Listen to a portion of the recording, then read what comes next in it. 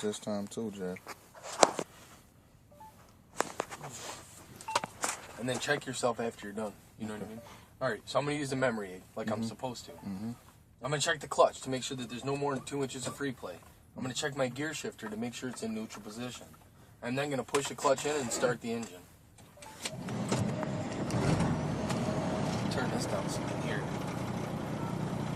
I'm going to check my oil pressure gauge, which is here, to make sure it rises rapidly to the normal operating range. I'm going to check my voltmeter, which is down here, to make sure that this rises rapidly to the normal operating range. I'm going to check my temperature gauge, which is up here, to make sure it rises to the normal operating range as the engine warms. I'm going to check my mirrors, all my mirrors, to make sure they are not damaged, they're clean and adjusted to me. I'm going to check my windshield to make sure it's not damaged, clean, with no obstructions or illegal stickers. I'm going to check my emergency equipment. I should have a properly rated, charged, and secured fire extinguisher to my left. I have extra fuses or circuit breakers in my glove box, and I have 3 red reflective triangles in my side box. I'm going to check my steering wheel plate to make sure that there's no more than 2 inches or 10 degrees in a 20-inch wheel. I'm also going to check my wipers and washers. I'm going to check my blades and arms are secured, not damaged, not cracked or frayed. I'm going to make sure the wipers work on all speeds. I'm going to push it down 3 times for the low speed, 1 back up for the low medium, 1 up for medium, and of course the high speed, make sure that's working properly, push it in to cancel it, and make sure my washer fluid is full and working properly, which it is. I'm going to check my lighting indicators. I'm going to check my left signal is working properly. My right signal is working properly. Cancel that.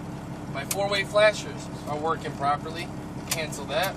Put my headlights on to check my high beams, and my high beam switch is working properly, which it is.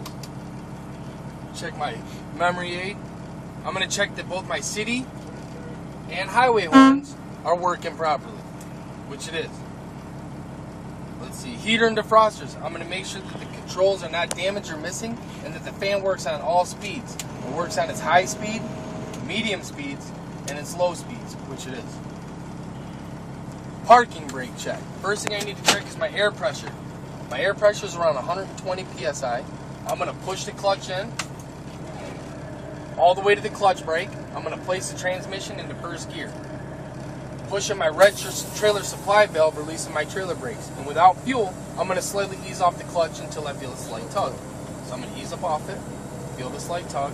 There it is. Good. Push the clutch back in. I'm going to shut the engine down. I'm going to turn the key back into the accessory position. Leave it in first gear. Make sure both my valves are pushed in. Again, I need to be around 120 psi. Now I'm going to do the 4 psi air loss check. I'm going to hold the service brake down for 1 minute. I should lose no more than 4 psi. So I wait the 1 minute until the examiner tells me to proceed, which Al just said, proceed. Good. Now I'm going to fan the service brake at approximately 60 psi. I should hear an alarm or buzzer indicating low air pressure. So I'm going to fan it. There it is.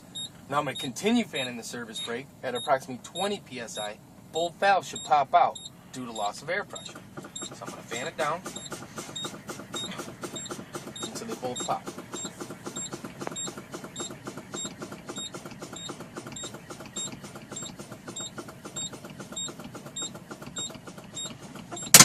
Good. Now last but not least, I need to check my safety belt. I'm going to make sure that my safety belt is not damaged, that it latches properly and adjusts, and it also releases properly, which it does. And that would conclude my in-cab inspection. That's it. Just like that.